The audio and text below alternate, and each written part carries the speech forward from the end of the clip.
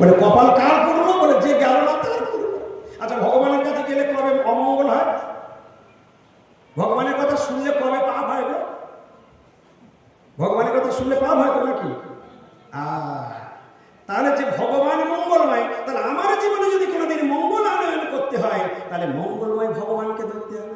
আচ্ছা, আপনার যদি আলুর দরকার হয়, আপনি নিশ্চয়ই লোহার দোকানে, কামারের দোকানে যাবেন।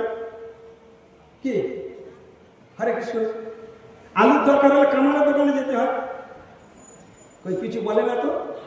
না না। আচ্ছা, আর যদি ফেয়ার অ্যান্ড লাভলির দরকার হয়, তাহলে নিশ্চয়ই সবজির দোকানে গিয়ে খুঁজতে হয়। হ্যাঁ, গৌর প্রেমানন্দ হরি বল, সব চালাক, এই যত বসে আছে সব সামনে সব চালাক বসে আছে। ওটা কোথায় পাওয়া যায় সবাই জানে। যেখানে পাওয়া যায় ওই বাজারের মধ্যে খুঁজে খুঁজে সেখান থেকে বের করে নিয়ে আসবেই না, ঠিক কিনা? চলুন, এটা তো শুনলাম, এবার কেন এই কথাটা বলা হলো তার উদ্দেশ্যটা শুনি। আচ্ছা, এই সংসারে আমরা যারা সংসার করছি না, আচ্ছা একটা শুধু উত্তর আপনারা দেবেন, আমাদের যারা এখানে এসেছি আমরা কে কে মঙ্গল চাই না? সবাই চাই। আচ্ছা, এক নম্বর। আচ্ছা, আর একটা প্রশ্ন করি, আচ্ছা বলো তো, কে কারা কারা আমরা সুখ চাই না? সবাই চায়। বাহ, তাহলে দুই। আচ্ছা বলুন তো, কারা কারা আমরা আনন্দ চাই না?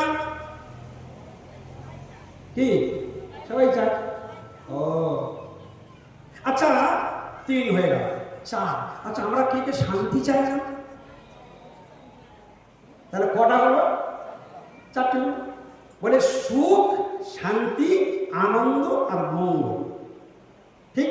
তাহলে আমরা সংসারে যত মানুষ আছে সবাই এই চারটে চায়। এই চারটে সকলের কাছে খুব প্রিয় বস্তু। কিন্তু এটা কি আজ পর্যন্ত কোনোদিন নিজেকে জিজ্ঞাসা করে দেখেছেন? চাইছেন সুখ, দুঃখ এসে আপনার দরজায় কড়া রাখছে। দুঃখ তো আমি চান না, কিন্তু এলো কেন? এক নম্বর। দু নম্বর, আপনি শান্তি চান, অশান্তি চান না, কিন্তু অশান্তিও আপনার মনের অজান্তে এসো আপনার ঘরে এসে প্রবেশ করছে। দুই, আপনি মঙ্গল চান, অমঙ্গল চান না, কিন্তু অমঙ্গল চলে আসছে। আপনি আনন্দ চান, কিন্তু আপনার বাড়িতে নিরানন্দে এসে প্রবেশ করছে। বলুন দেখি কেন হয়? এটাই প্রশ্নটা কি পশুরা করবে? এই প্রশ্নটা পশুরা করবে? এই প্রশ্নের সমাধান কোথায় আছে? মানে শাস্ত্রে। মানে শাস্ত্র কথার অর্থ কি? মানে শাসন। মানে শাসনটা কাদের জন্য? মানুষের জন্য না পশুর জন্য? শাস্ত্র কারা পড়বে? কি শাস্ত্র কারা পড়বে? মানুষ। তাহলে মানুষ হয়ে যদি শাস্ত্র পড়ি, তাহলে ভগবানের নির্দেশ, আদেশ, উপদেশ সবগুলো জানতে পারি। আর সেগুলো যদি পালন করি, তাহলে আমি ভগবানের প্রিয় হয়ে যাব। আর যদি আমি শাস্ত্র জীবনে না দেখি, শাস্ত্রের শিক্ষক সাধুর কাছে যদি না যাই, আমি কোনোদিন জানতেই পারলাম না। আমি নিরেট মূর্খ হয়ে থাকলাম, কোনো তত্ত্বজ্ঞান আমার হলোই না। আমি ভগবান কে, ভগবান আছে কিনা, আমি কে, ভগবানের সঙ্গে আমার সম্বন্ধ কি, আত্মা কে, পরমাত্মা কে, নাম কি, ধাম কি, তুলসী কি, গঙ্গা কি, ভাগবত কি, নিরামিষ কেন খাবো, নিরামিষ না খেলে কি ক্ষতি, একাদশী ব্রত কি, ব্রত কেন করব, তীর্থ ভ্রমণ কেন করব, তুলসীতে জল কেন দেব, প্রণাম কেন করব, গুরু আশ্রয় কেন করব, গুরুকে, ভগবানকে, এতগুলো প্রশ্ন তো নিশ্চয়ই ছাগলের জন্য নয়। এই প্রশ্নগুলো করার দরকার নেই। আর এটাই জানার জন্যই মানব। আর সেই জন্ম পেয়ে ভোগ করতে করতে, ফুর্তি করতে করতে করতে করতে নষ্ট করে দিল। কি রেজাল্ট দাঁড়াবে? এর রেজাল্ট এটাই দাঁড়াবে, এর পরের জন্মে, সবাই আমার দিকে তাকান, ওদিকে তাকিয়ে কোনো লাভ নেই। পরের জন্মে কি রেজাল্ট হবে? এই যে মনুষ্য জন্ম, সকলে ভালো করে শুনে রাখুন, কান খুলে, সাইনবোর্ড দেওয়া আছে। আমি একটু বলবো, তারপরে যাদের জানা আছে একটু জোরে বলবেন। রেডি সবাই? যদি জানা থাকে জোরে বলবেন, আর যদি জানা না থাকে বলতে হবে। রেডি সবাই? জানা থাকলে জোরে বলবেন, একটু ছোট করে বলবেন না, খুব জোরে বলবেন। বলি, কৃষ্ণ ভজিবার তরে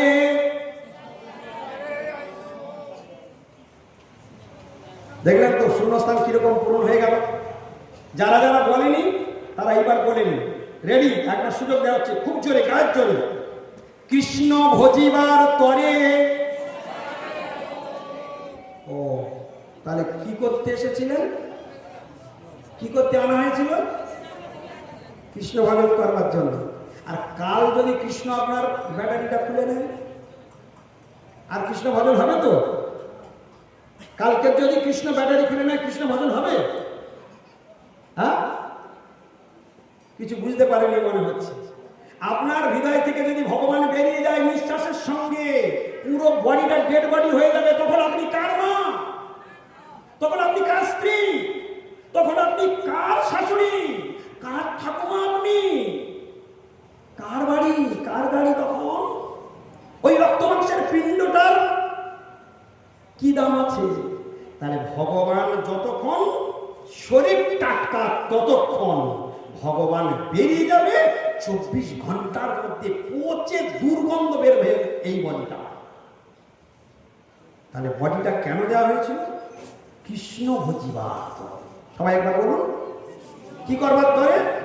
কৃষ্ণ ভজিবার করে। মানে কৃষ্ণ ভজন করবার জন্য মানব দেহ। আর সেই জন্ম নিয়ে যখন আমরা ফুর্তি করে করে কাটাই, পশুরা যেমন ফুর্তি করে করে কাটে, পশুরা খায়, পশুরা ঘুমায়, পশুরা আত্মরক্ষা করে, পশুরা বাচ্চা জন্ম দেয়, মানুষও খায়, মানুষও ঘুমায়, মানুষও আত্মরক্ষা করে, মানুষের বাচ্চা জন্ম দেয়। তাহলে তফাৎ কি আছে? বলছি ওটা নয়, মানুষের কাজ হলো পশুর 4টি, মানুষের 4টি। কিন্তু মানুষের 5টা আর পশুর 4টা। মানুষের একটা গুণ বেশি আছে, সেটা কি? ধর্ম। 4টা একদম শাস্ত্র ধরে ধরে বলছে। আহার, নিদ্রা, ভয়, মৈথুন। দেখুন শাস্ত্র বলছে, আমি বলছি। আহার মানে খাওয়া, নিদ্রা মানে ঘুম, ভয় মানে আত্মরক্ষা, আর মৈথুন মানে বাচ্চা জন্ম দেওয়া। তাহলে 4টে দেখো, তাই তো? সামান্য এতক বলে, যে 4টা জিনিস সামান্য, কিরকম বলছে? সামান্য এতক। এতক মানে এই 4টি খুব সামান্য বস্তু, অত্যন্ত তুচ্ছ বস্তু। পশুভি নরানাম, দুটো ভাষা। সবাই বলুন একবার আমার পরে, পশুভি নরানাম বলুন। পশুভি মানে পশুদের এই 4টি আছে, আর মানুষের এই 4টি আছে। কিন্তু এইবার বলছে খুব ইন্টারেস্টিং ব্যাপার, তাহলে পশু আর মানুষ কি সমান? বলছেন না, সমান নয়। পশু আর মানুষ কখনো সমান নয়। তাহলে মানুষের কি আছে? বলছে ধর্ম হি তেষাম অধিক বিশেষ। হরিবল। সবাই একটু উঠে দাঁড়ান, গুরুদেব আসছে। সবাই উঠে দাঁড়ান, উঠে দাঁড়ান। শ্রীকৃষ্ণ উলধ্বনি সংকীর্তন করুন।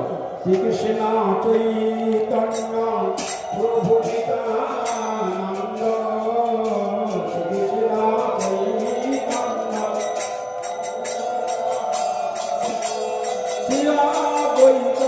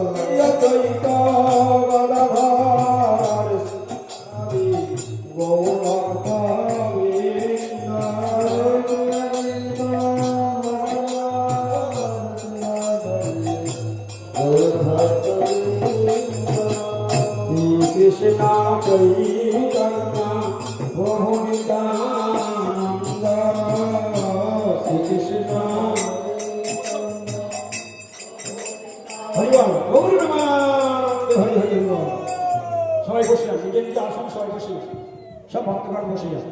হরে কৃষ্ণ। কেউ কোনো কথা না বলে চুপচাপ নিজে নিজে আসনে বসে যাবে। হরে কৃষ্ণ।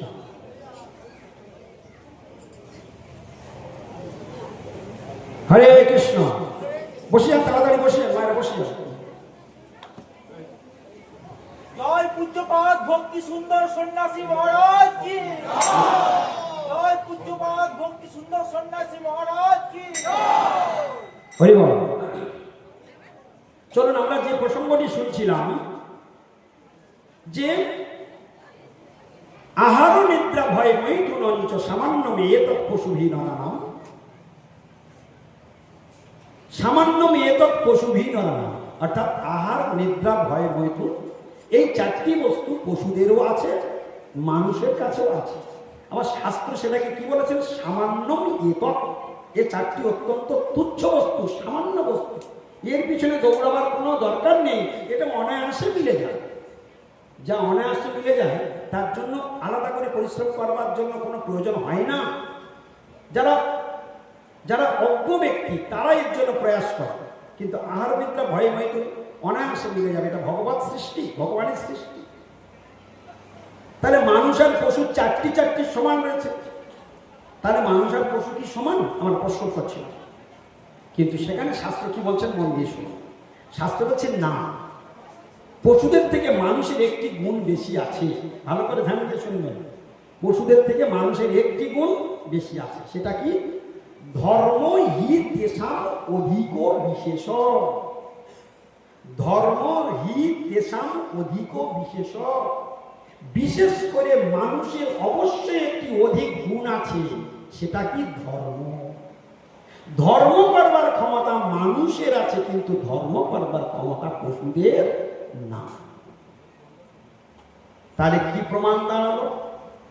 যদি আমরা ধর্ম করি তাহলে আমরা 5টা গুণের অধিকারী, আর যদি ধর্ম না করি তাহলে কটা গুণের অধিকারী? ঠিক করে উত্তর দেবেন। 4টে। আর পশুদের কটা আছে?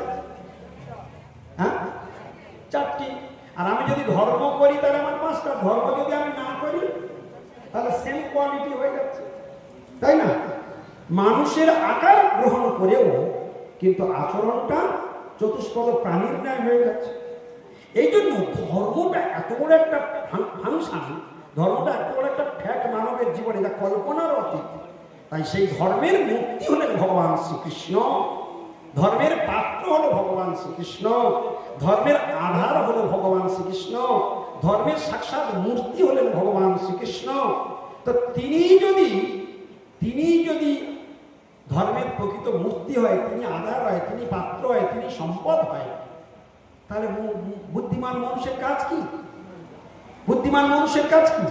কৃষ্ণ ভজিবার পরে সংসারে কৃষ্ণ ভজন করতে করতে চলো, আর বৃন্দাস গোলকে চলো, হরি বলবো আর মদন মোহন হেরব গো, এই রূপেতে ব্রজের পথে চলিব। নরোত্তম ঠাকুরের শাশ্বত বাণী, শাশ্বত বাণী। এরকম আহ্বান আর কেউ কোনোদিন করবে না। হরি বলবো আর মদন মোহনে হেরব গো, এই রূপেতে ব্রজের পথে চলব। ওই খামাকা পড়া বউ বাচ্চা, স্ত্রী পুত্র আত্মীয় স্বজন বন্ধু বান্ধব, এই মামুলি বস্তু, তুচ্ছ বস্তু নিয়ে পড়ে থাকার জন্য মানব শরীর নয়, মানব জীবনের কর্তব্য হরির কথা শ্রবণ করা, শ্রোতব্য, শ্রবণ করা কর্তব্য। সেই হরির কথা কীর্তিতব্য, সেই হরির কথা কীর্তন করা উচিত, শ্রবণ করা উচিত, স্মর্তব্য, স্মর্তব্য অর্থাৎ সেই ভগবানের কথা স্মরণ করা উচিত। প্রতিদিন প্রতিনিয়ত ভগবানকে স্মরণ করতে হবে। যদি ভগবানকে স্মরণ করেন তো বেঁচে যাবেন। কিরকম? কেন ভগবানকে স্মরণ করবো? আমার কি লাভ আছে ভগবান স্মরণ করা? কেন ভগবানকে প্রণাম করব? বলছেন দেখুন, বলছে ভগবানের নাম সংকীর্তন করলে, ভাগবতে একটি শ্লোক বলছে, নাম সংকীর্তনং যস্য সর্ব পাপ প্রণাশনম প্রণাম দুঃখ সমনস্তম নমামি হরিম পর। একদম ভাগবতের 700 শ্লোক, অন্তিম শ্লোক। ব্যাসদেবজি একবার এইখানেই কলমটা দিয়ে দিলেন। নাম সংকীর্তনং যস্য, যার নাম সংকীর্তন। আচ্ছা, নাম সংকীর্তন করতে গেলে কার কার কষ্ট হয়? আমি যদি হরে কৃষ্ণ নাম করি, হাতে তালি দিয়ে, কি কি কষ্ট হয়? কোনো কষ্ট আছে? বলে যে নাম সংকীর্তন করলে ভগবান ভাগবতে বলে দিচ্ছেন, নাম সংকীর্তনং যস্য, যস্য মানে যার নাম সংকীর্তন করবে, যস্য মানে যার নাম সংকীর্তন করবে, সর্ব পাপ প্রণাশন। কি লাভ হলো? হাতে কলমে, একদম হাতে কলমে। সর্ব পাপ প্রণাশনম। একটা মানুষ ভোরবেলা ঘুম থেকে ওঠে আর সেই গভীর রাত পর্যন্ত তারা পাপে লিপ্ত থাকে, তো সারাদিন পাপ করছেন। আপনারা তো খুব বুদ্ধিমান লোক, নিজেকে খুব চালাক বলে মনে করেন। আপনারা বলুন, উত্তর দিন যে পাপ করলে কোথায় যায়? সবাই জানি, কেউ মুখ খুলবে না। পাপ করলে কোথায় যায় সবাই জানি। তাহলে সকাল থেকে রাত পর্যন্ত যদি সারাদিন শুধু পাপ করেন, পাপ করেন, পাপ করেন, তাহলে আপনার জমি কোথায় রেকর্ড হয়ে গেল আপনার নামে? নরকের জমি আপনার নামে পুরো রেকর্ড হয়ে গেল আপনার নামে। ওখানে আপনাকে যেতেই হবে। তাহলে কে কে নরকে যেতে চান? ও, নরকে যেতে চায় না, কিন্তু পাপ করতেও ছাড়বো না। পাপও করবো আর নরকেও যাব না। এটা কি করে হয়? জলে নামবো, কাপড় ভিজবে না। আগুনে হাত দেব, হাত পুড়বে না। আচ্ছা, আগুনে হাত দিলে হাত পুড়বে না, জলে নামলে কাপড় ভিজবে না? বাহ, তাহলে জলে নামলে কাপড় ভিজবে স্বতঃসিদ্ধ, আগুনে হাত দিলে হাত পুড়বে এটা স্বতঃসিদ্ধ, সবাই জানে। আর পাপ করলে নরকে যেতে হবে এটা সবাই জানি। তাই পাপ থেকে মুক্ত হবার, আমাদের শরীরে রোগ হলে আমরা কি করি? তাড়াতাড়ি ডাক্তারের কাছে চলে যাই, যেন ওই শরীরটা সুস্থ থাকে, রোগ যেন আর বাড়াবাড়ি না হয়। তা আমাদের পাপ যদি প্রতিদিন হচ্ছে, পাপটা তো স্খলন করা দরকার, কি ঠিক কিনা? তো পাপ স্খলন করার উপায় কি? ভাগবত বলে দিচ্ছিলেন, ভাগবত পরিষ্কার করে দিলেন, তোমরা শুধু একটাই কাজ করো। কলিযুগের মানুষ তোমরা প্রচন্ড হারে তোমরা কুঁড়ে, তোমরা অলস, মন্দাসমন্দ মতে মন্দ ভাগ্যাহী উপদ্রুতা প্রায়ণ অল্পায় সভ্য কলহস্মিন যুগে জানা মন্দাসমন্দ মতে মন্দ ভাগ্যাহী উপদ্রুতা। এই কলিযুগের মানুষের অল্প আয়ু, কলহপ্রিয় অর্থাৎ ঝগড়াতে এক্সপার্ট। তোমরা ঝগড়া করতে পারো? কলহ, ভাগবত বলছে, আমি বলছি না। কলহ অস্মিন যুগে জনা, এই যুগের জনগণ ঝগড়াতে এক্সপার্ট। দেখুন, ৫,৫০০ বছর আগে ব্যাসদেবজি কলম দিয়ে গিয়েছেন কলিযুগের মানুষের কিরকম চরিত্র হবে। ছোটখাটো কারণ নিয়ে এমন তুমুল ঝগড়া করবে তুমি কল্পনা করতে পারবে। লাঠালাঠি করবে, মাথা ফাটাফাটি করবে, থানা কেস পুলিশ, মার্ডার পর্যন্ত করে দেবে ছোট্ট কারণ নেই, কি ঠিক কিনা? কলহ অস্মিন যুগে জানা। আর মন্দা মানে হরিভজনে অত্যন্ত অবশ, সব করবে, কাটার মতো খাটবে, গরুর মতো খাটবে, কিন্তু হরিভজন করবে না, সহজে হরিভজন করবে। সুমন্দ মত, আর সবসময় মন্দ বুদ্ধি, নেগেটিভ বুদ্ধি, পজিটিভ বুদ্ধি নেই। যা দেখবে সব খারাপটাই লাগে। সুমন্দ মত আর মন্দ ভাগ্যা, এই কলিযুগের মানুষের অত্যন্ত মন্দ ভাগ্য। আর কি বলেছে? উপদ্রুতা, রোগ শোক জরা ব্যাধি, এই চার তিতাব জ্বালা এর দ্বারা উপদ্রুত। এইগুলোর দ্বারা সবসময় সংসারে ছটফট ছটফট করে আর জ্বলবে, ছটফট ছটফট করবে। তার উপায় কি? এইভাবে ভাগবতে সুখদেব গোস্বামী পাদ লাস্টে গিয়ে একটা সুন্দর কথা বললেন, সুন্দর সমাধান। কি সমাধানটা শুনে বলছে, কলের দোষ নিধে রাজন হি অস্তি এক মহানগুণ। একদম পরিষ্কার ঘোষণা করে দিলেন, কলের দোষ নিধে রাজন হি অস্তি এক মহানগুণ। হে পরীক্ষিত মহারাজ, এই কলি হলো দোষের সমুদ্র। কি বলেছে? কলিযুগটা কিসের সমুদ্র? দোষের সমুদ্র। কলের দোষ নিধে রাজন হি অস্তি এক মহানগুণ। কিন্তু একটা গুণ আছে এই কলি, দোষের সমুদ্র, কিন্তু একটা গুণ আছে। কে বলছেন? সুখদেব গোস্বামী পাদ বলছেন। কি?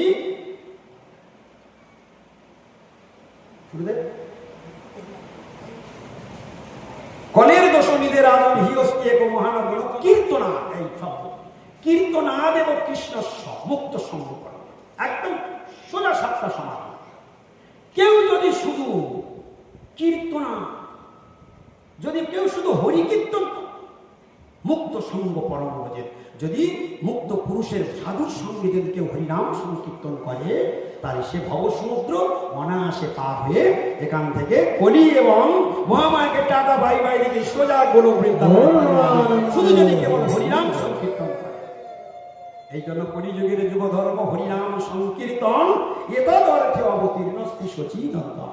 এত সুযোগ আর কোন যুগে নেই।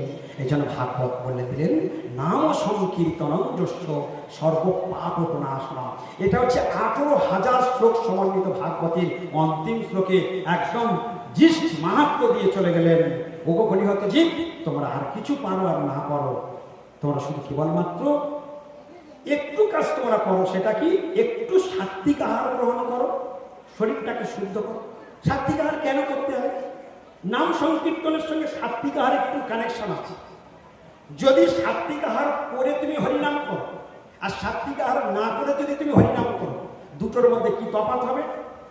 যদি তুমি সাত্বিক আহার গ্রহণ করে হরিনাম করো, অতি শীঘ্র ভেরি কুইক তুমি ভগবানের কাছে পৌঁছে যাবে। আর যদি তুমি নাম সংকীর্তন করো অথচ তুমি সাত্বিক আহার গ্রহণ না করো, বলে কি হবে? শাস্ত্র বলছে, কোটি জন্ম করে যদি নাম সংকীর্তন, তথাপি না মেলে ব্রজে ব্রজেন্দ্র নন্দন। তাহলে সাত্বিক আহার গ্রহণ করা মানে কি? জিহ্বাটাকে শুদ্ধ করা। তা জিহ্বা শুদ্ধ করে হরিনামটা কোথায় উচ্চারণ হয়? চোখে না কানে না নাকে? হরিনাম কোথায় উচ্চারণ হয়? তাহলে কলিযুগের যুগধর্ম হরিনাম সংকীর্তন, সেই শুদ্ধ হরিনাম সংকীর্তন করবার জন্য আমাদেরকে জিহ্বাটাকে শুদ্ধ বানাতে হয়। তাই সাধুরা বলে সাত্বিক আহার। তাহলে সাত্বিক আহার গ্রহণ করাটা কি অন্যায়? সাত্বিক আহার গ্রহণ করার কথা শাস্ত্রে ভুরি ভুরি বর্ণনা করা আছে। সাত্বিক আহার গ্রহণের কথা শ্রীমদ্ ভগবদ গীতাতে বর্ণনা করা হয়েছে। আপনারা অনেকে গীতা পড়েন, গীতা পড়েন। কারা কারা রোজ গীতা পড়েন? হাত তুলুন দেখি। রোজ গীতা পড়েন? রোজ 4-5 জন হাত উঠেছে। আচ্ছা, মাঝে মাঝে পড়েন? সেরকম হাত তুলুন। মাঝে মাঝে ইচ্ছা হলে পড়েন? ইচ্ছা হলে পড়েন, সেও 3-4 জন। তাহলে রোজ পড়ে 3-4 জন, আর মাঝে মাঝে পড়ে 3-4 জন। এতগুলো শ্রোতার মধ্যে, আচ্ছা এটা হিন্দু ধর্ম না অন্য কিছু? হিন্দুদের একটা পরম প্রিয়তম গ্রন্থ, ভগবানের সরাসরি নির্দেশ, মানব জীবনের প্রতি সরাসরি নির্দেশ, এই করলেই তোমাদের জীবন ধন্যাতি ধন্য হবে। এরা একটাও নির্দেশ ভগবানের আজ পর্যন্ত জানেও না, দেখেও না, বোঝেও না, শোনেও না। আচ্ছা, কি করে জীবনটা মঙ্গলময় হতে পারে? আর এই শাস্ত্রের শিক্ষককে আপনি গীতা পড়ে বাড়িতে কিছু বুঝতে পারবেন? আপনি নিজে নিজে যদি গীতা পড়েন না, ভগবান বলবে আপনি অর্থ করে নেবেন আর হ্যাঁ, বুঝতেই পারবেন না ভগবান কি বলেছেন। একটা শ্লোক বলি, হাজার হাজার কি উপদেশ। ভগবানের শ্রীমদ্ ভগবদ গীতায় কত শ্লোক আছে? 700। প্রায় 650 ভগবানের উপদেশ আছে। অর্জুনের প্রায় 50টা প্রশ্ন আছে। তো সেখানে এক একটা শ্লোক এক একটা অ্যাটম বোমার মতো, এত শক্তিশালী ভগবানের উপদেশ। ভগবান কি সুন্দর কথা বলছেন, শুনবেন? আপনারা তো হরি কথা শুনতে এসেছেন, হরি কি বলছেন শুনুন। ভগবান কৃষ্ণ বলছেন, তোমরা আমার ভজন করতে বাধ্য। আমি তোমাদের জন্ম দিয়েছি, আমি তোমাদেরকে বাঁচিয়ে রেখেছি, আমি তোমাদের পরনের লজ্জা নিবারণের জন্য আমি তোমার বসন দিয়েছি, আমি 3 বার তোমার 3 থালা খাবার জন্য তোমার ব্যবস্থা করে দিয়েছি, তোমার আশ্রয়ের জন্য আমি তোমাকে বাড়ি দিয়েছি, তোমার বাবা মার ডাক শুনবার জন্য আমি তোমাদেরকে সন্তান দিয়েছি, আমি তোমাকে অর্থ দিয়েছি, আমি সব দিয়েছি। আবার এক মুহূর্তে আমি সব কেড়ে নিতে পারি। তোমাকে কোটো ধরিয়ে রাস্তায় দাঁড় করিয়ে দিতে পারি। তোমাকে 1 সেকেন্ডের মধ্যে ঘাড় ধরে ওই 7তলা শ্বেতপাথরের বাড়ি থেকে তোমাকে চিতার বসিয়ে দিতে পারি। ভগবান পারে, হ্যাঁ কি না? তাহলে ভগবানের মার দুনিয়ার বাপ। সেই ভগবানকে এরা ডোন্ট কেয়ার দেখাচ্ছে। কেন দেখাচ্ছে? জানে না বলে। যদি কেউ গীতা পড়ে না, আমি এই পথে আসলাম কি করে? আমি ছোটবেলা থেকে গীতা পড়তাম, ক্লাস 5-6 তখন থেকে আমার গীতার প্রতি নেশা ধরেছে। তো সেইটুকু গীতার আধার পেয়েছিলাম, আমার জন্মদাতা পিতা আমার চোখটা খুলে দিয়েছে, যার জন্য আজকের আপনাদের সামনে দাঁড়িয়ে ভগবানের কথা একটু মুখ খুলতে পারছি, গুরু কৃপাতে একটু মুখ খুলতে পারছি। ভগবান কি বলেছেন শুনুন, কত সুন্দর সুন্দর কথা, শুনলে জীবন ধন্য হয়ে যায়। বলছে, অহং সর্বস্ব প্রভাব মত্ত সর্বং প্রবর্ততে ইতিমত্যা ভজন্তে মাং মুদা ভাব সমন্বিতা। 10 বার বললেও সকালে বুঝতে পারে, তাই না? আর বাড়িতে কেউ গীতা খোলেই না। তা চলুন একবার আপনারা সবাই আমার সঙ্গে গীতা পাঠ করুন দেখি। সবাই সোজায় বসুন, হাত জোর করে সোজায় বসুন। সবাই দেখি একটা শ্লোক অন্তত উচ্চারণ হোক, সাধু সঙ্গে যেহেতু এসেছেন। অহং, যত পারেন চলবে, অহং সর্বস্ব প্রভব মত্তঃ সর্বং প্রবর্ততে ইতি মত্যা ভজন্তে মাং বুধা ভাব সমন্বিতা। দেখুন একটা শ্লোক কি সুন্দর উচ্চারণ হয়ে গেল। মানে বুঝুক বা না বুঝুক বা না বুঝুক কেউ, শুনিতে শুনিতে সে কি অদ্ভুত চৈতন্য চরিত্র, সঙ্গে সঙ্গে শ্লোকটা উচ্চারণ হয়ে গেল। কথাটার মানেটা কি একটু শুনে নিন। অহং সর্বস্ব প্রভু, আমি সমস্ত সৃষ্টির কর্তা। আর কি করে বলবো ভগবান, আমি সমস্ত সৃষ্টির কর্তা। মত্ত সর্বং প্রবর্ততে, এ বিশ্ব চরাচর চোখ খুললে তুমি যা দেখতে পাও সব আমারই সৃষ্টি, আমার শরীর থেকে জাত হয়েছে। তাহলে সৃষ্টি যদি ভগবান করলেন তাহলে প্রোভাইডারকে, সৃষ্টিটা যদি গোবিন্দ করলেন তাহলে প্রোভাইডারকে, মালিককে ভগবান। আচ্ছা ভগবানের কোন জিনিসটা আপনি, যদি সব কিছুর মালিক ভগবান হয় তাহলে কাপড়টা পরছেন, আপনি যে কাপড় পরে লজ্জা নিবারণ করছেন ওই কাপড়টা কার দেওয়া? আচ্ছা যে আপনি অন্যের থালা নিয়ে বসছেন অন্যটা কার? যে থালায় খাচ্ছেন ওটা কার? যে গ্যাসে রান্না করছেন ওটা কার? যে বাড়িতে শুচ্ছেন, যে খাটে শুচ্ছেন, যে বিছানাতে শুচ্ছেন, যে হাঁড়ি কড়াগুলো রান্না করছেন, টিভি ফ্রিজ আলমারি সব কার? সব ভগবানের। আচ্ছা যার জিনিস তাকে বাড়ি থেকে, তার বাড়িটা, তার ঘরটা কোথায় আছে আপনার বাড়িতে? তার ঘর আছে আপনার বাড়িতে? কোথায় আছে? চিলেকোঠায় না পাঁচকুটিতে? এখানে অনেক মানুষ আছে সকলের বাড়িতে মন্দির নেই। হ্যাঁ, কেউ কোনো রকম পাঁচকুটিতে রেখেছে। আর বেশিরভাগ মানুষের ঠাকুর ঘরের স্বপ্ন দেখে চিলেকোঠা, ওইটা ফাঁকা জায়গা, ওইটা অখেজ জায়গা, ওটার কাজে লাগবে না, তো বাড়ির মালিককে ওই চিলেকোঠায় রেখে দেওয়া হয়। আর এটা আমার বড় মেয়ের ঘর, জামাইয়ের ঘর, ওটা আমার ছোট মেয়ের ঘর, ওটা বড় বৌমা, বড় ছেলে, আর এটা আমার নাতিপুতি থাকবে, এটা ডাইনিং টেবিল, আর এটা ডগের ঘর, আর এটা ডগের ঘর। কি ডগের ঘর বোঝেন? বাড়িতে দেয়ালে গোটের গায়ে লেখা থাকে কুকুর হইতে সাবধান। মানে এ বাড়িতে ভগবান না থাকুক কিন্তু কুকুর আছেই আছে। তাই কলিযুগের মানুষের স্বভাব হচ্ছে ঠাকুর ছেড়ে কুকুর ধরতে রাজি আছে, কিন্তু কুকুর ছেড়ে কখনো ঠাকুর ধরতে এরা রাজি নয়। যে ভগবানের দয়া খায় মাকে ভরে বেঁচে আছে তাকেই গৌর প্রেমানন্দে হয়ে জীবন। তাহলে জগতের একমাত্র মূল সৃষ্টিকর্তাকে ভগবান। তাহলে ভগবানের জিনিস যদি না বলে খাওয়া হয়, যার জিনিস তাকে না বলে যদি খাই, কি করা হয়? চুরি করে খাওয়া হয়। তাহলে আপনারা প্রত্যেক দিন চুরি করে খাচ্ছেন। আচ্ছা ভগবানের পোশাক যখন কিনে এনে নতুন করছেন, ভগবানকে জানিয়ে পড়েন? বল তা তো করি না। তাহলে কার পোশাক পরলেন? চুরি করে পড়লেন, এর পাপের ফল আপনার ঘাড়ে পড়বে। তাহলে না দিয়ে খাচ্ছেন চোর, পাপ না বলে পড়ছেন চোর। যে বিছানাতে শুতে যাচ্ছেন তাকে একবার প্রণাম করছেন না। 3 বেলা 3 টুকরো 3 থালা অন্ন খেতে পাচ্ছেন, ওই একবার তাকে প্রণাম করেন যে গোবিন্দ তোমার গায়ে খেতে পাচ্ছি। দেখুন আমরা কিরকম আমাদের মেন্টালিটি তৈরি হয়েছে। এ মেন্টালিটি, এ সমস্ত মানসিকতা সব ধ্বংস করে দেবে। আপনি বেশি নয়, একটা সপ্তাহ সাধুদের কাছে থাকুন, আপনার ব্রেনের যত কিছু নোংরা আছে সব ওয়াশ করে বের করবে। কারণ আমাদের জন্মদাতা পিতামাতা তো অজ্ঞান অন্ধকারে ডুবে রয়েছে, তারা আমাদের এই আলোর পথটা দেখাতে পারেনি। এই যারা যে কটা সাধু হয়েছে না, এই অধিকাংশ সাধুর পাল্লায় পড়ে সাধু হয়েছে। কোনো না কোনো সাধু ব্রেন ওয়াশ করেছে। আমি কি ভুল বললাম? যারা ভগবানের পথে এসেছে সব কটা কোনো না কোনো সাধুর পাল্লায় পড়ে তারা সাধু হয়েছে। কি ঠিক কিনা? সাধু সঙ্গ না করলে কখনো কেউ ভগবানের সন্ধান পায় না। তা যাই হোক, আমার গুরুদেবের শ্রীমুখ থেকে আপনারা অমৃতময় কথা শুনুন। আমি আজকে প্রাথমিক স্টেজের কথা আপনাদেরকে কিছু শোনালাম। যদি আপনারা এর মধ্যে কোনো সার কিছু পান সেটাই গ্রহণ করবেন, অসার যদি কিছু পান সেটাকে বাদ দিয়ে দেবেন। রাজহংসের মতো ভালোটা গ্রহণ করতে শিখুন, খারাপটাকে কখনোই নেবেন না। ঠিক আছে? সেই জন্য আপনাদের জীবনে যদি মঙ্গল চান আপনারা ভগবানের দিকে যাত্রা করুন। আর যদি পার্সোনালি কারো কোনো প্রশ্ন থাকে আমার সঙ্গে যোগাযোগ করবেন, ফোন নাম্বার রাখবেন। আর আমাদের ফেসবুকে আমাদের গৌরী মিশনের চ্যানেল রয়েছে, ইউটিউবে আমাদের গৌরী মিশনের পেজ আছে। আপনারা সেই চ্যানেল খুলুন, সেই পেজ খুলুন, প্রয়োজনে আমার সঙ্গে যোগাযোগ করবেন, আমি আজকে খুলে দেবো। প্রত্যেক দিন রাশি রাশি ভগবানের কথা সুযোগ রয়েছে। আমাদের কলকাতা বাগবাজার গৌরী মিশন আমাদের হেড অফিস, আমরা সেখান থেকে এসেছি।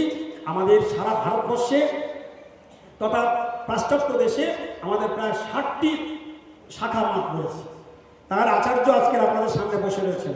ওনাকে আপনারা ভাবতে পারবেন না, অনেক অনেক অনেক বড় ভাগ্য করলে তবে ওনার দর্শন পাওয়া যায়। তো উনি কৃপা করে আজকে এই গ্রামে এসেছেন, আপনাদেরকে দর্শন দিয়েছেন, সময় দিয়েছেন, এটা আমাদের কাছে অনেক বড় ভাগ্যের কথা। তো উনি ইন্টারন্যাশনাল আচার্য, তো তাকে আজকে আপনারা দর্শন করতে পারলেন, তার স্মৃতি থেকে আপনারা সুন্দর সুন্দর কথা শুনুন। আমি আপনাদের অনুরোধ জানাচ্ছি, সামনে কলকাতা বাগবাজারের চন্দন যাত্রা শুরু হবে। আমাদের প্রত্যেকটা শাখা মাঠে অক্ষয় তৃতীয়ার দিন থেকে 21 দিন ব্যাপী চন্দন যাত্রা শুরু হবে। প্রত্যেক দিন 21 দিনে 21 রকম ভগবানের সাজানো হবে, বেশ রচনা করা হবে। অভিনব ভগবানকে নিয়ে সাধুরা কিরকম ভগবানকে নন্দিত করে, কিভাবে ভগবানকে সুখ প্রদান করে, আপনারা না দেখলে কল্পনা করতে পারবেন না। তাই আপনাদের কাছে নিবেদন রইল, আপনারা যেভাবেই হোক একবার আমাদের রঞ্জিত প্রভুরা রয়েছেন, দুই রঞ্জিত, এপারে একটা রঞ্জিত, রাস্তার ওপারে একটা রঞ্জিত, দুই রঞ্জিত রয়েছে, দুই প্রভুর সঙ্গে যোগাযোগ করুন। আর আমাদের ওদিকে পুরুলিয়াতে সুমন প্রভু আছে, এদের সঙ্গে যোগাযোগ রাখুন। আর গৌরী মিশনে আপনারা আসুন, দেখুন ভক্তির ধারাটা কিরকম চলছে, দেখবেন কিভাবে ভগবানকে নন্দিত করা হচ্ছে। একবার দর্শন করে আসবেন, আপনাদের কাছে শুধু এইটুকু দর্শন করার নিবেদন রইল। আপনারা আসবেন, একবার দর্শন করে আসবেন। কেন দর্শন করতে যাবেন শেষ কথা বলে দিচ্ছি। জগৎ গুরু ছিল ভক্তি সিদ্ধান্ত সরস্বতী গোস্বামী বহুবার ওই বাগবাজার মঠেই তিনি অপ্রকট লীলা প্রকাশ করেছিলেন। তাহলে বাগবাজার মঠে কে দেহ রেখেছিলেন? জগৎগুরু ছিল ভক্তি সিদ্ধান্ত সরস্বতী গোস্বামী বহুবার। তার সেই ভজন কুটির দর্শন করে আসবেন। আর তার প্রতিষ্ঠিত বিগ্রহ শ্রী শ্রী গৌরসুন্দর রাধা বিনোদানন্দ জীব সাক্ষাৎভাবে দাঁড়িয়ে রয়েছে, সেই মূর্তি দর্শন করে আপনাদের দুর্লভ মনুষ্য জীবনকে সার্থক করবেন। হরে কৃষ্ণ। বাঞ্ছা কল্পতরু।